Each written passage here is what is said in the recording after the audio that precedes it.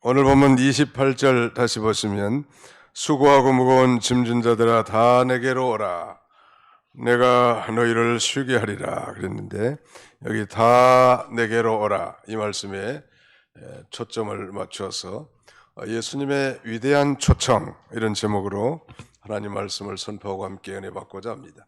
예수님의 위대한 초청, Jesus Great Invitation. 예수님의 초청이 왜 위대한가? 그것은 가령 우리가 한 나라의 대통령의 초청을 받아서 크게 환대를 받았다고 한다면 우리 일생의 하나의 자랑거리도 될 수 있을 것 같은데, 예수님보다 더 크신 이 세상 만물에 창조해 주시고 만유의 주제이신 그 예수님이 우리를 초대했다면 그거야말로 큰 초청이요 위대한 초청인 것은 당연할 것입니다. 오늘은 이 추수, 우리 기독교 원력이 하면 추수감사주일로 지킵니다.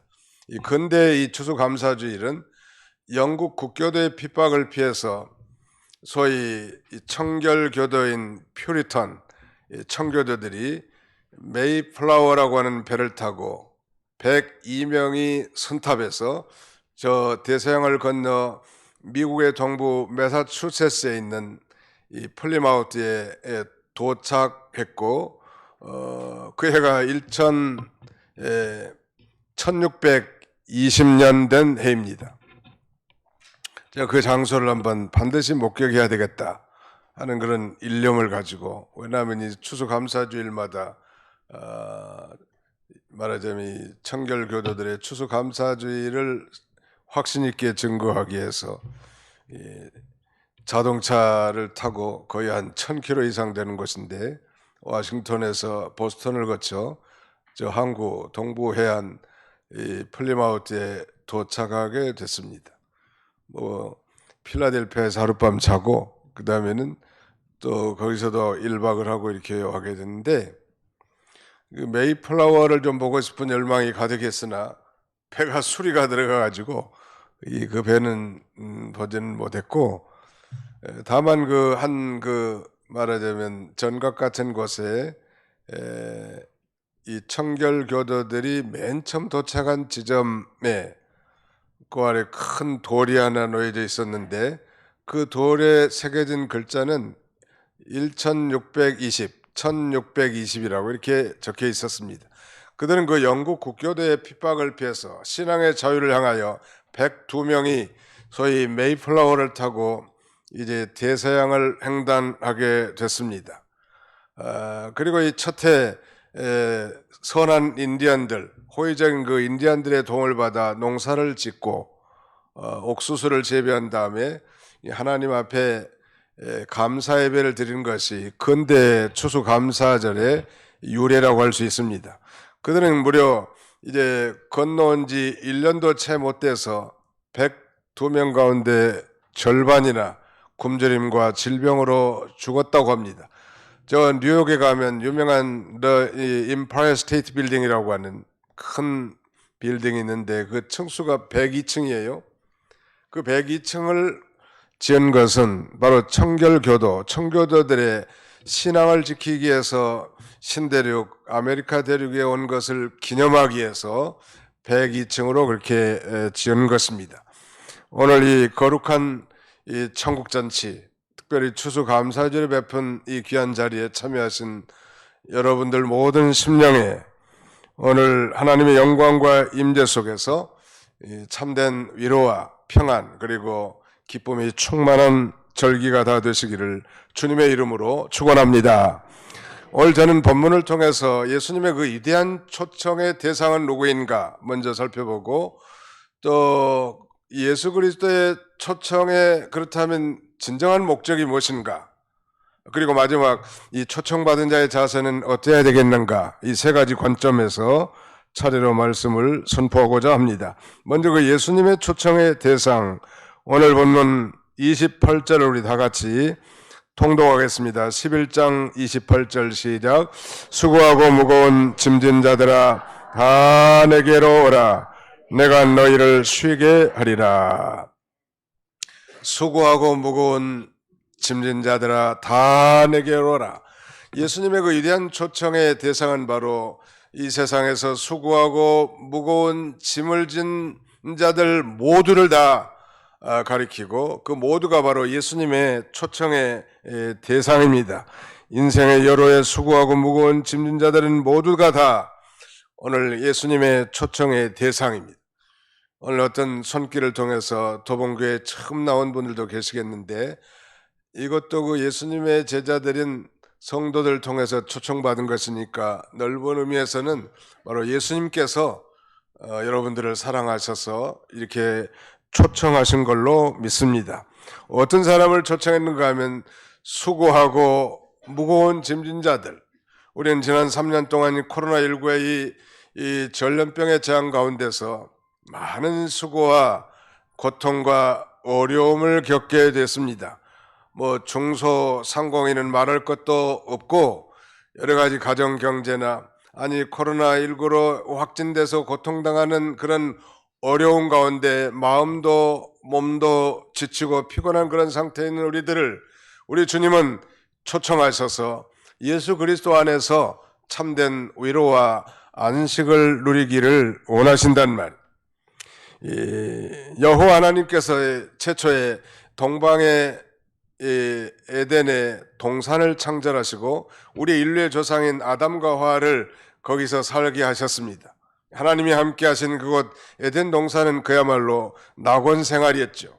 그러나 우리가 잘 아는 것처럼 우리 인류의 조상 아담이 이 범죄함으로 말미암아 그들은 이 낙원에서 추방이 되고 하나님과 영적인 관계가 단절되어 그야말로 비참한 삶을 살게 되지요. 뿐만 아니라 그 아담과 똑같은 죄를 범하지 않은 저와 여러분들도 아담의 후손으로 태어나서 그야말로 이 죄와 슬픔 가운데서 이제 살게 됩니다. 더 노골적으로 말한다면 이 하나님과 단절된 그 죄 때문에 그 여호와 하나님의 저주와 진노 가운데 우리가 살게 됐다는 것. 그리고 태어날 때부터 수고하고 무거운 짐을 진 자들처럼 인생을 살게 된 것입니다. 우리 영혼은 즉각적으로 단절됐을 뿐만 아니라 우리 육신도 한 번은 죽음을 당하는 소위 육체적 죽음을 맞게 되죠. 그러므로 인간의 수고와 고통의 이 근본적인 원인은 바로 죄라고 말씀드리고 죄의 결과는 사망이기 때문에 인생의 그 저주와 비참함의 근본적인 해결책은 바로 예수 그리스도를 자신의 구주로 영접하고 새 사람이 되어 이제 하나님을 섬길 때 주어지는 것입니다. 오늘 예수님께서 초청한 대상은 바로 수고하고 무거운 짐진 자들 모두라고 했는데 이 수고한 자들이라고 하는 건 좀 능동적인 의미로 이 자기 스스로 많은 일들을 해서 계속해서 피곤해서 지친 상태. 반면에 무거운 짐을 졌다는 것은 자기 스스로라기보다는 다른 사람들에 의해서 무거운 짐을 진 채 계속해서 지쳐있는 사람들. 요새는 초등학생들도 엄마나 피곤해 그런다고 합니다. 아무튼 피곤한 시대에 자신이 많은 일들로 인해서 분주하게 사는 삶으로 말미암아 피곤해 지친 그런 인생도 있지만 남편으로 인해서 아내로 인해서 자녀 손들로 인해서 다른 이웃들로 인해서 그야말로 무거운 짐을 진 것처럼 계속해서 지쳐있는 인생, 이 모두를 우리 주님은 초청해서 인간 지각에 뛰어난 세상이 알 수 없는 하늘의 안식, 참된 쉼을 우리에게 주시기를 원하시는 것입니다. 우리 인간은 다른 모든 짐승들과 다르게 영혼이 있게 지형을 받은 존재입니다. 요새는 개나 고양이가 상당히 존중받는 그런 시대이긴 하지만 대단히 죄송하지만 개나 고양이는 영혼이 없습니다. 오직 우리 인간만이 영혼이 있단 말이에요. 하나님께서 우리 인간을 영혼 있게 지은 것은 그 영혼으로 하나님을 섬기고 그 하나님 앞에 예배하고 그 하나님과 교통하면서 참된 위로와 안식과 행복하게 살아가게 해놨단 말이에요. 그런데 문제는 예수 믿기 전에 그 영혼은 하나님과 관계가 단절되어 있기 때문에 예수 그리스도를 믿음으로 말미암아 그 관계가 회복이 되는 것입니다. 예수님을 통해서 우리가 하나님 앞에 나아갈 수 있게 되는 유일한 길이란 말이에요. 성경은 이렇게 증거합니다. 다른 이로서는 구원을 얻을 수 없나니 천하 인간의 구원 얻을 이름을 우리에게 주신 적이 없습니다. 내가 곧 길이요 진리요 생명이니 나로 말미암지 않고는 아버지께로 올 자가 없느니라. 예수 그리스도만이 유일하게 하나님 앞으로 나갈 수 있는 길이란 말이에요.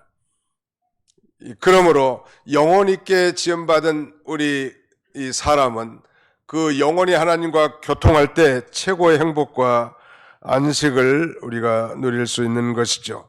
그러기 전까지는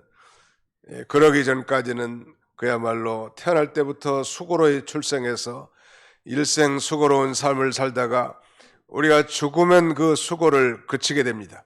일반적인 그리스도인의 삶이죠.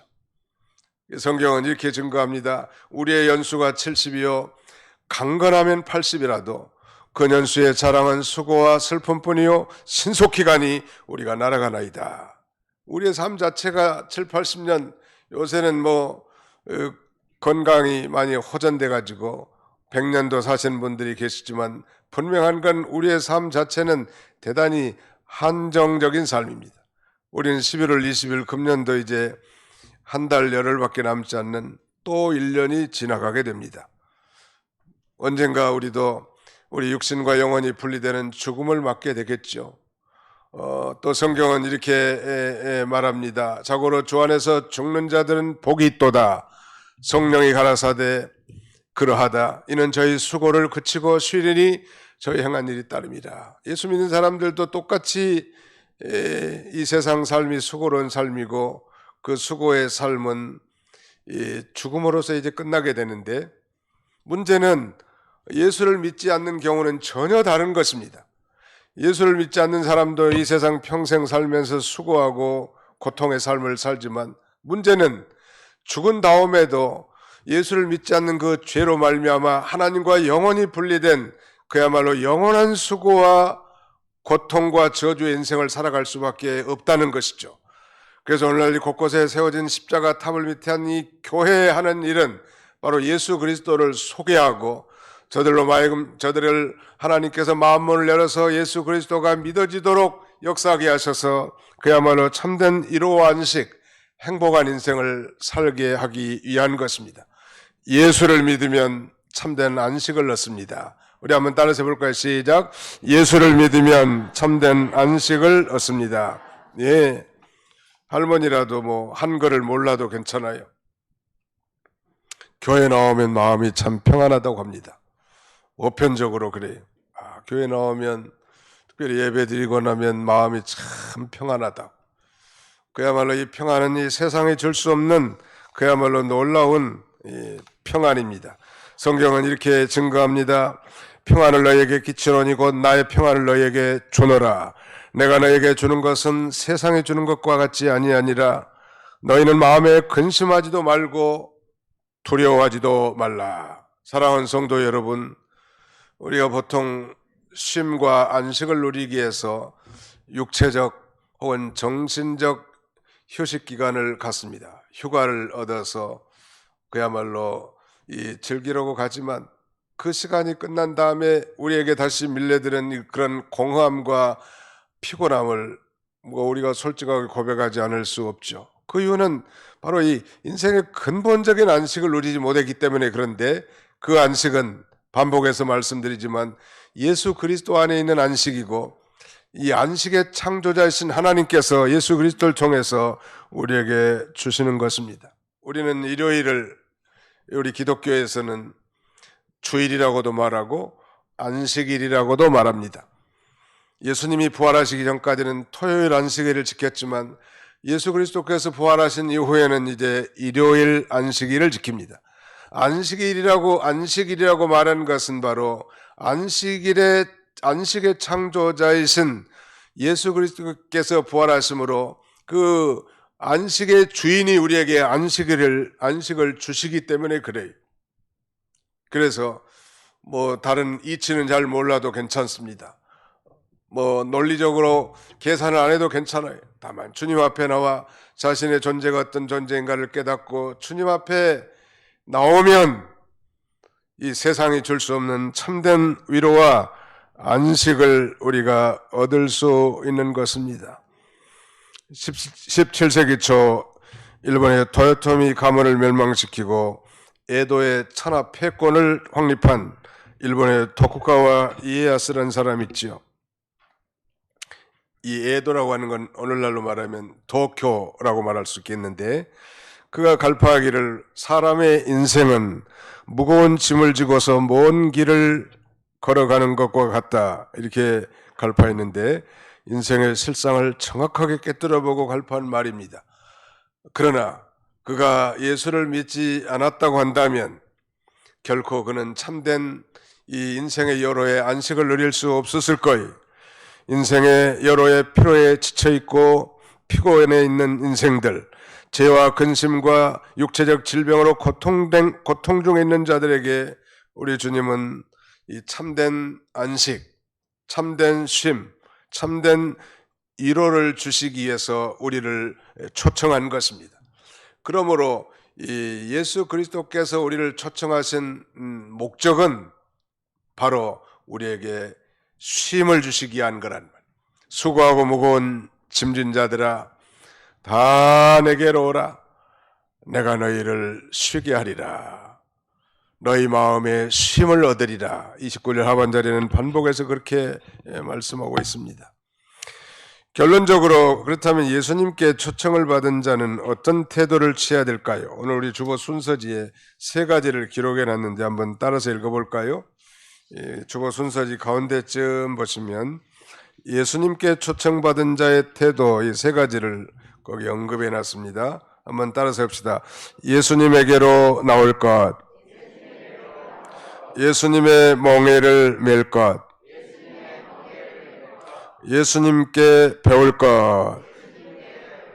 네, 예수님에게 일단 나오는 거예요. 오늘 예배당에 처음 나오신 분들도 혹시 계실지 모르겠는데, 예배당에 1차적으로 나와서 더 나아가서는 뭐 어떤 공간적 그런 접근이 아니라 정말 예수 그리스도를 자신의 이 구주로, 자신의 주님으로 이렇게 영접하는 것이 바로 예수님 앞에 나오는 것입니다. 성경은 이렇게 증거합니다. 영접하는 자 곧 그 이름을 믿는 자들에게는 하나님의 자녀가 되는 권세를 주셨으니, 예수님을 진정으로 나의 주님으로, 나의 개인적인 구주, my personal savior로 영접하는 자는 하나님의 자녀가 되게 하는 이 놀라운 권세를 주시고 자녀에게 그 위대한 안식을 약속하고 있습니다. 나오는 것이 참 중요한데, 오늘 어려운 발걸음으로 친구의 혹은 지인을 통해서 전도를 받아서 가족의 권고로 오늘 이 자리에 나오신 분들도 계실 겁니다. 너무 잘 오신 거예요. 진정으로 우리 도봉교에 찾아주신 걸 정말 환영하고 감사합니다. 우리 전체적으로 박수 한번 하실까요? 박수 한번 합시다. 네. 축하하는 의미에서 박수하겠습니다. 예수님 앞에 나오는 우리 찬송 세 번째 불렀던 찬송이 있죠. 오늘 예수 앞에 나오면 모든 제 사함 받으며, 그 다음에 뭐죠? 주의 품에 안기어 편히 쉬겠네. 네, 예수님 앞에 나오면 죄사함, 이 죄사함은 곧 구원이거든요.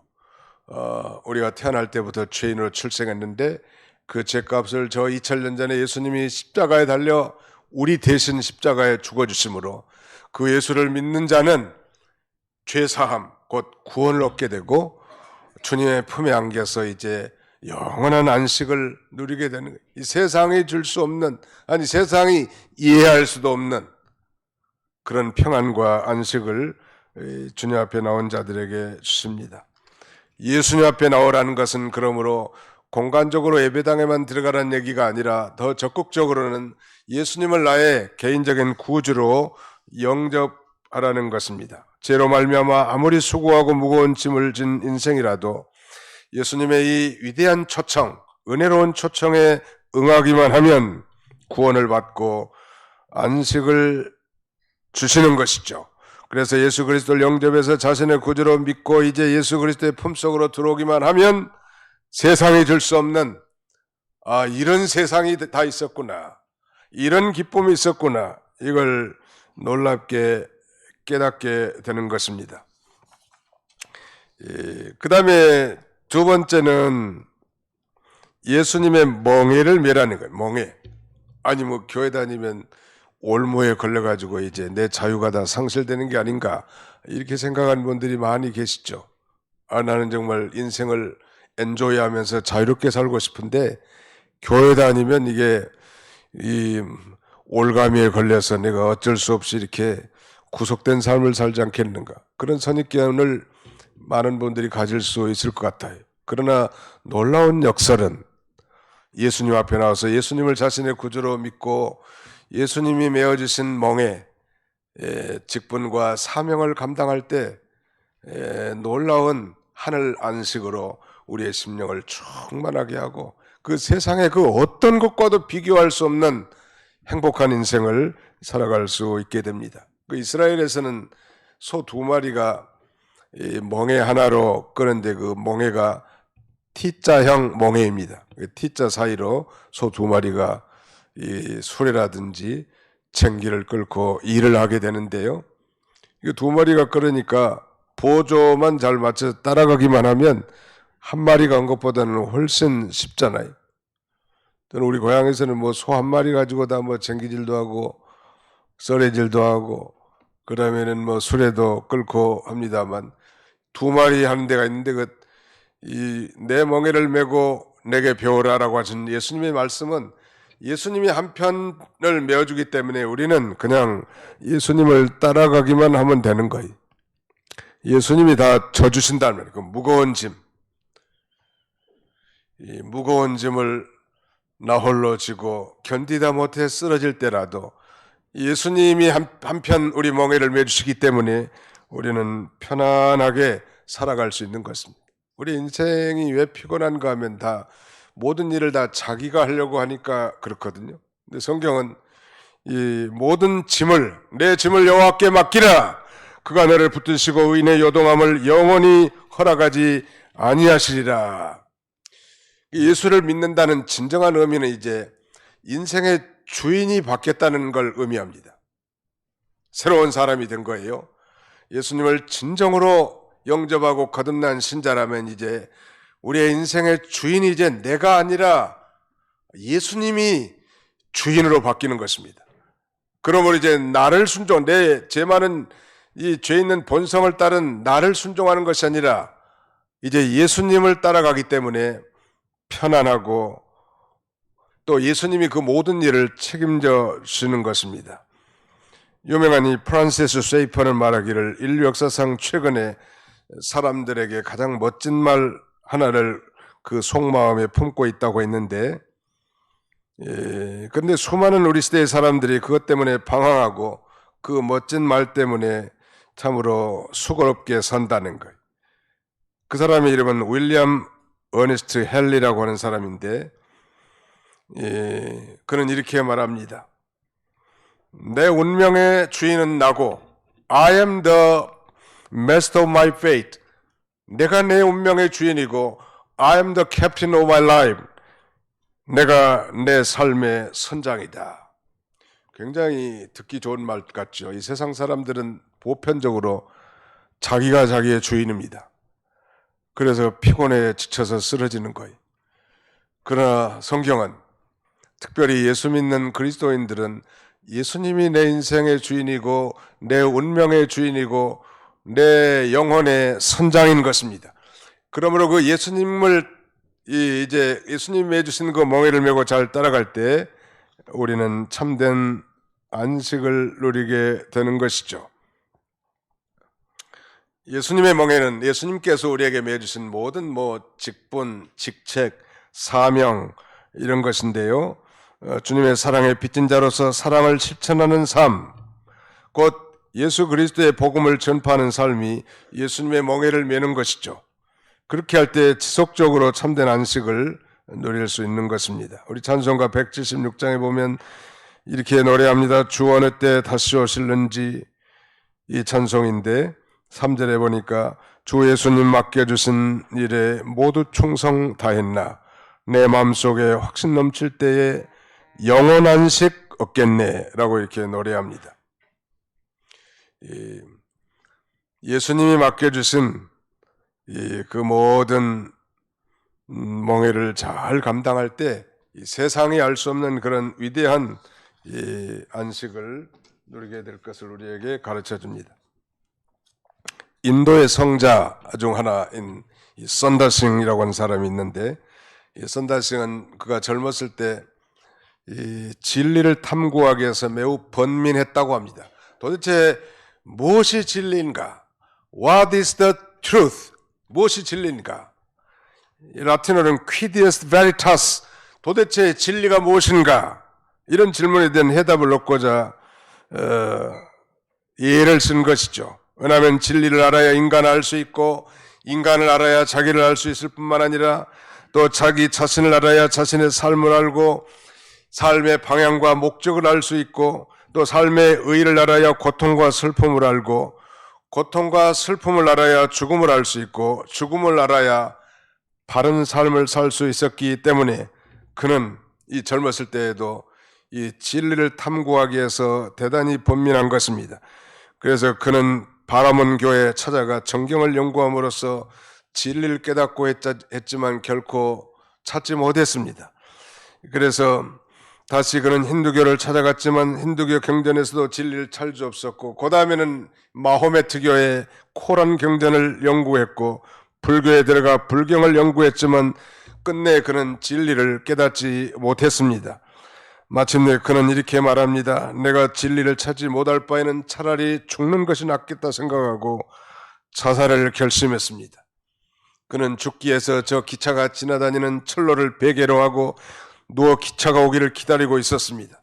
그런데 놀라운 사실은 그때 마침 종이 쪽지 하나가 바람에 나부껴 자기 앞에 떨어지는 거예요.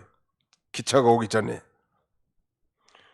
놀라운 사실은 무심코 들여다보니까 바로 거기에 마태복음 11장 28절 말씀, 우리가 반복했던 수고하고 무거운 짐진 자들아 다 내게로 오라 내가 너희를 쉬게 하리라는 말씀이, 이 성경 구절이 거기에 써 있었다고 합니다. 그는 그 말씀을 읽는 순간 놀라운 것을 깨닫게 됩니다. 자기가 여러 바라문교, 힌두교, 그 다음에는 모하메트교, 불교에 다 들어가 그들의 경전을 연구해봐도 다 한결같이 정말 인간의 수고와 고통을 해결할 수 있는 길은 인간이 선을 행함으로 얻을 수 있고, 인간이 의롭게 삶으로 이런 수고와 슬픔의 문제를 해결할 수 있고, 아니 인간이 스스로의 노력으로 말미암아, 수행으로 말미암아 이런 수고와 고통을 해결할 수 있다고 가르치는데, 과연 그가 누구이기에 어떤 사람에게 내게로 오라고 하는가? 내가 수고와 무거운 짐의 문제를 해결해 주겠다고 감히 말할 수 있는가? 이런 의아한 생각이 들었다고 합니다. 그때부터 이 선다싱은 소위 기독교에 입문하여 예수님을 알고 믿고 그야말로 자신의 인생의 근본 문제를 해결받게 됩니다. 자신의 문제만 해결받을 뿐만 아니라 많은 사람들을 옳은 길로 인도하는 남은 생애를 살고, 그는 위대한 성자의 이 반열에 오르게 된 것이죠. 사랑하는 성도 여러분, 우리 인생의 근본 문제가 해결되지 않고는, 한번 상상해 보십시오. 우리 몸속에 암이 있는데 말이죠, 그 암덩어리를 제거하는 근본적인 수술이 없이 외과적 치료만 가지고 해결될 수 없는 것과 마찬가지. 우리 인생은 우리 모두가 인정하든 인정하지 않든, 동의하든 그렇지 않든 우리 모두는 다 아담의 후손으로 태어났고, 그 아담의 이 정죄와 유전자로 말미암아 우리는 태어날 때부터 죄인으로 출생하여 죄 가운데 살다가 그 죄로 말미암아 하나님과 영원히 분리되는 저 영원한 지옥에 떨어질 수밖에 없는 비참한 존재들인데, 바로 지금부터 2000년 전에 우리가 알지 못했을 때, 아니 우리가 죄인 됐을 때 그리스도께서 우리를 위하여 대신 죽어주심으로 우리를 향하신 하나님의 위대한 사랑을 확정해 놨는데, 바로 그 예수 그리스도를 여러분의 구주와 주님으로 영접할 때 놀라운 하나님의 자녀됨의 권세와 또 성령을 받고 하나님의 자녀로서 그 영광의 이 천국 기업을 상속받게 되는 것입니다. 이거야말로 비밀이지요. 왜냐하면 깨달은 자만이 알 수 있기 때문입니다. 자, 예수님의 그 위대한 초청을 받은 우리가 어떤 자세를 취해야 될까요? 예수님 앞에 진정으로 나가서 자신이 어떤 존재인가를 깨닫고 뉘우치고 그 예수 그리스도를 자신의 구주로 주님으로 영접할 때 놀라운 구원과 영생을 얻게 될 뿐만 아니라 이제 예수님이 외워주신 모든 이 거룩한 사명의 직책을 우리가 잘 감당함으로 지속적인 안식을 우리가 누릴 수 있는 것입니다. 예수님 멍에는 그렇게 무거운 것이 아니죠. 오늘 본문 30절에 보면 그렇게 되어 있습니다. 나의 멍에를 메고 내게 배우라. 그리하면 너희 마음이 쉼을 얻으리니 이는 내 멍에는 쉽고 내 짐은 가벼움이라.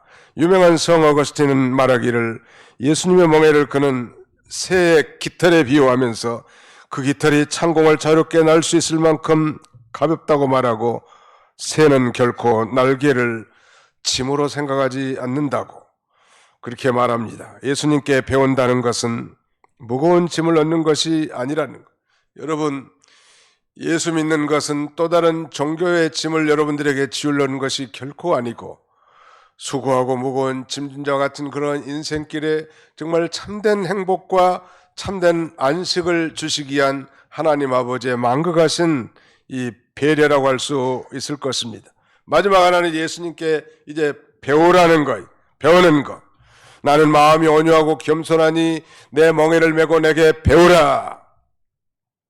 배우는 즐거움이 학자들은 그것 때문에 학자의 길을 걸어간다고 합니다. 배우는 즐거움이 이루 말할 수 없지요.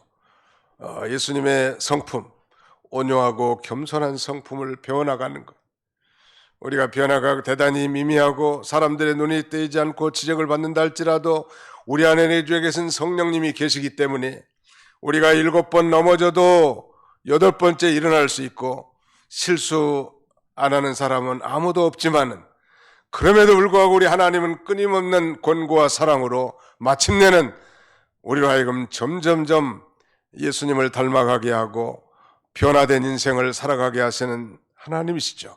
그것이 이 하나님의 우리를 향하신 하나님의 사랑이라고 할 수 있습니다. 우리는 늘 실수하고 늘 넘어지고 다람쥐 쳇바퀴 도는 것처럼 사는 것 같아도 시간이 지나고 많은 세월이 흘렀을 때 자신도 모르는 사이에 내가 예수님을 조금씩 닮아가고 이웃을 사랑할 줄 알고 하나님을 경외할 줄 알고 생명의 소중함을 깨닫게 되고 다른 사람을 진정으로 배려하고 존중하는 삶에 이르기까지 자라가게 하시는 하나님이시라는 말. 예수님 앞에 나와서 그의 멍에를 메고 예수님 앞에 배우는 삶이야말로 참된 행복의 삶이죠. 이제 말씀을 맺고자 합니다. 러시아의 대문호 레오 톨스토이는 나이 17살의 친구의 유혹으로 예수님의 품을 떠나 방탕한 생활을 해왔습니다. 어느 날 한 친구가 찾아와서 말하기를 하나님이 계신 것이 아니고 사람이 신을 만들었다는 말에 미혹을 받아 이 톨스토이는 그만 그리스도를 믿는 신앙에서 멀리 떠나게 됩니다. 그는 방탕한 인생을 살다가 38년 후 나이 55세에 다시 구주 되시는 예수님의 품으로 돌아옵니다. 그가 말년에 쓴 신앙록이라는 저서에는 이렇게 기록하고 있습니다. 내가 참 안식을 주시는 주님을 떠나 방황했는데 거기에는 참 안식이 없었다. 그렇게 기록하고 이제 나는 나의 어머니의 품과 같은 예수님의 품에 돌아와 참된 안식을 누린다 라고 이렇게 고백합니다. 사랑하는 성도 여러분, 오늘 이 거룩한 주일, 추수감사주일에 예수님의 초청을 받아 나오신 모든 여러분들에게 예수 그리스도 안에서 세상이 줄 수 없는 참된 위로와 기쁨 그리고 안식이 충만한 인생을 사시기를 주님의 이름으로 축원합니다. 기도하겠습니다. 다 같이 손을 모으시고 잠깐 기도하겠습니다. 기도합시다. 살아계신 우리 아버지 하나님께서 오늘 좋은 일기를 주시고 2022년도 추수감사주일에 총동원 전도주의를 세우시고 한 잃어버린 영혼을 주 앞으로 인도하고자 하는 거룩한 소원을 가지고 우리 하나님 앞에 예배드리게 하심을 진심으로 감사하옵고 감사를 드립니다. 친구들과 지인들과 혹은 가족들, 전도자들의 손에 이끌리고 저들의 소개를 받아 이 자리에 참으로 무심코 참여했다 할지라도 주님 저들의 마음문을 활짝 열어주시고 예수가 그리스도라고, 예수가 우리의 인생의 문제 해결책이라는 사실을 확실하게 깨닫고 정말 남은 인생 수고하고 무거운 짐진과 같은 그런 고통스러운 삶 가운데서도 참된 위로와 안식을 누리며 살아갈 수 있는 복된 영혼들이 다 되도록 우리 하나님께서 축복해 주시기를 원합니다. 오늘 거룩한 주일 추수감사주일에 우리 믿음의 선조들이 그랬던 것처럼 기쁨과 즐거움 그리고 찬송과 감사함으로 이 거룩한 잔치에 참여한 우리 모두가 되도록 우리 하나님 도와주시고 이 예배를 통하여 하나님 홀로 영광 받아 주시옵소서.